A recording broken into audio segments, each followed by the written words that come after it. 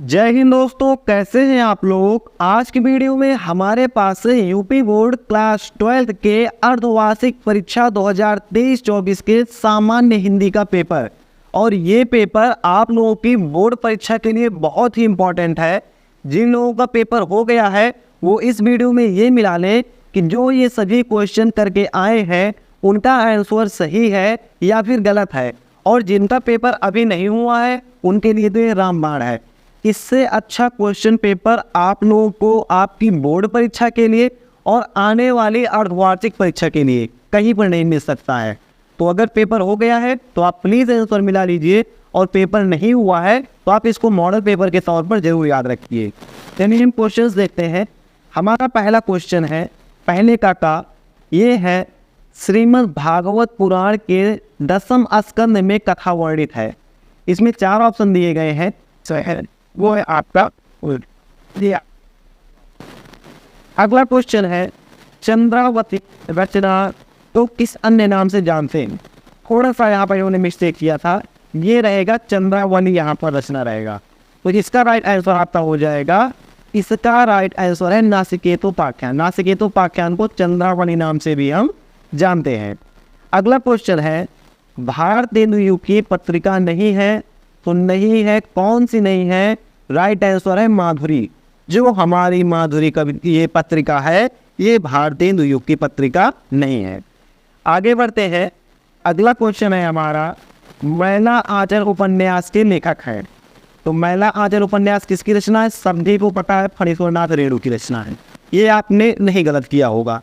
अगला क्वेश्चन देखेंगे, यह है हमारा चिंतामणि के रचनाकार, एकदम आसान है, आचार्य रामचंद्र शुक्ल जी हैं। फिर ये क्या है, निबंध है, आपको ये भी पता होगा कि चिंतामणि निबंध है। अगला क्वेश्चन देखेंगे, आदिकाल को अन्य किस नाम से जाना जाता है। ये क्वेश्चन थोड़ा अटपटा पूछा गया था। स्वर्ण युग हम बोलते हैं अतिकाल को, तो ये दोनों तो खत्म हो गए। श्रृंगार काल हम बोलते हैं छायावादी युग को, ये भी खत्म हो गया। हमारे पास कौन सा ऑप्शन बचा, सिद्ध सामंत काल। ये ऑप्शन बच रहा है क्योंकि हमारे पास और कोई चौथा ऑप्शन नहीं है, इसीलिए हम इस पर टिक कर देंगे। अगर कोई और ऑप्शन होता तो हम उस पर कर देते, लेकिन क्योंकि यहाँ पर वीर काल और वीर गाथा काल नहीं है तो हमें ये इसी पर टिक करना पड़ेगा। चलिए आगे बढ़ते हैं। अगला क्वेश्चन देखते हैं। कठिन काव्य का प्रेत कहते हैं, किसको कहते हैं। राइट आंसर है केशवदास जी को कहते हैं। कठिन काव्य का प्रेत केशवदास जी को कहते हैं। अगला क्वेश्चन है नरपति नाल ने लिखा है। तो नरपति नाल ने क्या लिखा है, इसका राइट आंसर आपका हो जाएगा बीसल देव रासो। नरपति नाल ने बीसल देव रासो लिखा है। अष्टछाप के कवि कौन नहीं है, नंददास जी हैं, परमानंद भी हैं, सूरदास भी हैं। कौन नहीं है, तो नाभादास जी अष्टछाप के कवि नहीं हैं। अगला क्वेश्चन हम देखेंगे। अगला क्वेश्चन है हमारा पूर्व मध्यकाल को अन्य किस नाम से जाना जाता है। पूर्व मध्यकाल को अन्य किस नाम से जाना जाता है। राइट आंसर है आपको भक्तिकाल। भक्तिकाल को हम पूर्व मध्यकाल भी कहते हैं। आगे हम बढ़ेंगे, अगला क्वेश्चन देखेंगे। ये है हमारा क्वेश्चन, दिए गए गद्यांश में किसी एक गद्यांश पर आधारित प्रश्नों के उत्तर दीजिए। कुछ नहीं करना था, सिंपल सा आपको काम था। इसमें केवल इस पूरे को आपको एक बार ही पढ़ना था। पढ़ने के बाद आपसे इसमें कुछ क्वेश्चन पूछे गए थे जिनका आंसर आपको देना था। टोटल 5 क्वेश्चन थे, जिनमें मुख्य होता है आपका पहला क्वेश्चन होता है उपर्युक्त गद्यांश के पाठ और लेखक के नाम लिखिए। तो इस गद्यांश के पाठ का नाम है राष्ट्र का स्वरूप और इसके लेखक है वासुदेव शरण अग्रवाल जी। दोनों क्वेश्चन आपके क्लियर हो गए। इसके अलावा जो आपके ये 4 क्वेश्चन पूछे गए हैं, ये वाला, ये वाला, ये वाला और ये वाला, ये 4 क्वेश्चन आपके पूछे गए हैं। इन चारों का आंसर अगर आप पढ़ेंगे, थोड़ा ध्यान देंगे, तो आपको इसी में, इस पूरे में आप पढ़ेंगे तो आपको मिल जाएगा, आसानी से मिल जाएगा, बताने की ज़रूरत नहीं है इसको। आगे बढ़ेंगे हम। आगे हमारा ये वाला क्वेश्चन चौथा क्वेश्चन है, दिए गए पद्यांशों में किसी एक पर आधारित पद्यांश के उत्तर दीजिए। एज इट इज ऊपर वाला क्वेश्चन है तो हम इसको नहीं करते हैं, एकदम आप इसको देख लीजिएगा कौन से लेसन से है ये। अगला क्वेश्चन है हमारा ये खा वाला, इसमें बोला जा रहा है, इसमें का भी है पाँचवें क्वेश्चन का क्वेश्चन है, निम्नलिखित में से किसी एक लेखक का साहित्यिक परिचय देते हुए उसकी प्रमुख रचनाओं को लिखिए। एक स्टूडेंट ने कमेंट किया था, बोल रहे थे कि आपने मॉडल पेपर हमको दिखाया है, लेकिन आपने वहाँ पर बोला है कि आपको साहित्यिक परिचय याद करना है, आपने जीवन परिचय का जिक्र ही नहीं किया। तो जीवन परिचय पूछा जाता है साहित्यिक हिंदी में, सामान्य हिंदी में साहित्यिक परिचय पूछा जाता है। ठीक है, साहित्यिक हिंदी आपको, अगर आप आर्ट साइड से हैं तो आप जीवन परिचय याद कीजिए, आप साइंस साइड से हैं तो आप साहित्यिक परिचय याद करके जाइए। 3 ऑप्शन आपको दिए गए थे, पहला था वासुदेव शरण अग्रवाल, दूसरा था कन्हैयालाल मिश्र प्रभाकर और तीसरा था आपका डॉक्टर हजारी प्रसाद द्विवेदी। तीनों में से किसी एक को आपको साहित्यिक परिचय लिखना था, आप किसी का भी लिख दीजिए, कोई दिक्कत नहीं है। अगला हम देखेंगे खा वाला क्वेश्चन है, निम्नलिखित में से किसी एक कवि का साहित्यिक परिचय देते हुए उसकी रचनाओं का उल्लेख कीजिए। तो इसमें भी 3 ऑप्शन थे, अयोध्या सिंह उपाध्याय, सुमित्रानंद पंत और जयशंकर प्रसाद। तीनों में से एक का ही करना था, इसमें भी सेम है।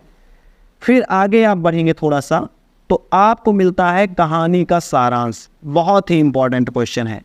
बोला जा रहा है कि ध्रुव यात्रा कहानी का सारांश लिखिए अथवा पंचलाइट कहानी का उद्देश्य लिखिए। दोनों बोर्ड परीक्षा के लिए बहुत ही ज़्यादा इम्पॉर्टेंट है, इसको आप ज़रूर याद रखिएगा, बोर्ड परीक्षा के लिए बहुत ही इम्पॉर्टेंट है। तो इनको आप दोनों को तैयार कर लीजिएगा, और अगर आपने कहानी पढ़ा है तो सारांश लिख देंगे, बहुत बड़ी बात नहीं है। उसके बाद अगला क्वेश्चन था आपका खंड काव्य वाला। ये हर जिले में अलग अलग आता है, कई सारे इसमें खंड काव्य रहते हैं, जो भी आपके जिले में लगा है। यहाँ पर तो बोल दिया है क्योंकि ये अर्धवार्षिक है तो बोला है स्वपठित खंड काव्य के आधार पर। पेपर में देखेंगे जितने भी खंड काव्य हैं आपके, सभी खंड काव्य से क्वेश्चन आते हैं। आगे बढ़ते हैं, संस्कृत गद्यांश में किसी एक का संदर्भ सहित हिंदी अनुवाद लिखिए। हिंदी अनुवाद हम बता देते हैं, आप इसमें का संदर्भ लिख लीजिएगा। पहला है इसका, संस्कृतस्य साहित्यम सरसम व्याकरणम सुनिश्चितम। संस्कृत का साहित्य सरल और व्याकरण सुनिश्चित है। तस्य गद्य पद्य च, इसके गद्य और पद्य में लालित्यम लालित्य है। भाव बोध सामर्थ्यम, भाव को बोध करने की क्षमता है। आदित्यम अद्वितीयम श्रुति माधुर्यम च वर्धते। अद्वितीय कर्ण मधुरता है, यानी कि कानों को सुनने में बहुत अच्छा लगता है संस्कृत भाषा को। किम बहुना चरित्र, किम बहुना अधिक क्या कहें, चरित्र निर्माणार्थम यादृशी सत्प्रेरणा। चरित्र निर्माण में जो सत्प्रेरणा संस्कृत वाङ्मयम ददाति ना चा तादृशी किंचित अन्यत। संस्कृत चरित्र निर्माण में जो प्रेरणा संस्कृत का गद्य हमें देता है, संस्कृत का साहित्य चरित्र निर्माण की जो प्रेरणा हमें देता है, वो कोई अन्य साहित्य नहीं देता है। मूलभूतानाम मानवीय गुणानाम यादृशी विवेचना संस्कृत साहित्य वर्तते तादृशी। मूलभूत मानवीय गुणों की जो विवेचना संस्कृत के साहित्य में की गई है, जो संस्कृत साहित्य में जो मानव के मूलभूत गुणों की विवेचना है, वो कहीं अन्य पर नहीं है।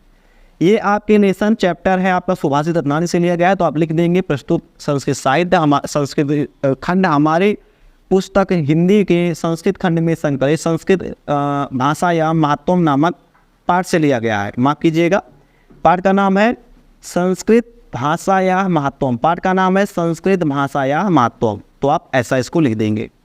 नीचे आएंगे, एक आपको गद्य मिलेगा और ये आपको देखेंगे ये दूसरा वाला है, ये जातक कथा का है, तो इसका आप लिख देंगे इसका क्या कहते हैं, जातक कथा, और उसके बाद आप इसका हिंदी भी लिख देंगे। आगे देखेंगे, आगे है हमारा जैसे करनी वैसी भरनी, जो जैसा करेगा उसको वैसा मिलेगा। घी के दिए जलाना, खुशी मनाना, 2 बहुत है, एक ही करना था लेकिन 2 बहुत है, बोला जा रहा है एक ही करिए आप।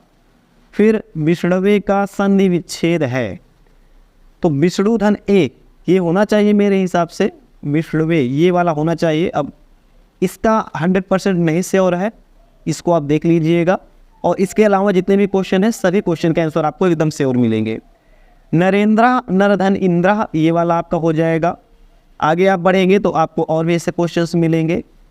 सदाचारोपदेशा, ये बीच में स्पेस नहीं रहेगा जो इन्होंने स्पेस दिया है, सदाचार उपदेशा, ये वाला आपका ऑप्शन सही हो जाएगा। फिर है ये वाला सर्वेशम में आपको संधि बताना है, षष्ठी बहुवचन है। सरिद्भि में तृतीया बहुवचन है। फिर आगे आप बढ़ेंगे थोड़ा सा, आदि व्याधि मतलब होता है शारीरिक कष्ट और मानसिक कष्ट। तरंग तुरंग मतलब होता है लहर और घोड़ा। फिर नाग, नाग का आपको एक लिखना था, एक शब्द के 2 अर्थ। नाग मतलब आप लिख दीजिएगा सांप, और सर्प दोनों आप लिख दीजिएगा। फिर यहाँ पर जिस स्त्री का पति जीवित ना हो विधवा होता है। जो पैरों से पानी पीता हो पादप, पादप पैरों से पानी पीता है। फिर निम्नलिखित में किन्हीं दो वाक्यों को शुद्ध करना था आपको। तो सीता गुणवान स्त्री है, इसका सही हो जाएगा सीता गुणवती स्त्री है। परमात्मा के अनेकों रूप है, ये हो जाएगा परमात्मा के अनेक रूप हैं। ठीक है। लड़के को काट कर फल खिला दो, लड़के को फल काट कर खिला दो, ऐसा होना चाहिए। फिर सिंपल सा है वही आपका रसछंद अलंकार, कोई बहुत बड़ी बात नहीं है, ये सभी को तैयार रहता है। तो यही था दोस्तों आज का पेपर। मुझे लगता है कि अगर आपका पेपर नहीं हुआ है तब तो आपके लिए फ़ायदेमंद साबित होगा ही, लेकिन अगर आपका पेपर हो भी गया है तो भी आपको इसमें कई सारे क्वेश्चन के आंसर मिल गए होंगे और आई थिंक आप समझ गए होंगे कितने क्वेश्चन आपने सही किए हैं, कितने क्वेश्चन आपने गलत किए हैं। कैसी लगी आपको वीडियो आप हमें कमेंट करके बताइएगा और ये भी बताइएगा कि आपको कितने नंबर मिलने के चांसेस है इस पेपर में। फिलहाल हम मिलते हैं ऐसे नेक्स्ट वीडियो में। जय हिंद।